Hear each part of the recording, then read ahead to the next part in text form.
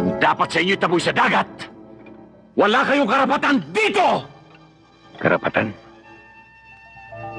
Anong karapatan ang hinahanap mo? Kapitan, nung dumating ang mga Kastila, kaming mga Muslim ang lumaban sa kanila. Umalis sila. Naiwan kami rito. Nung dumating ang mga Amerikano, lumaban din kami. Umalis sila.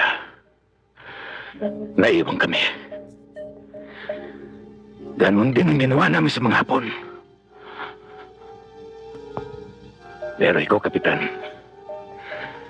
hindi ka na makakalis dito. Maiiwan ka dito. Dahil sa papatayin kita. Kaya bumunot ka, Kapitan. May mga bala akong inilalaan para sa'yo.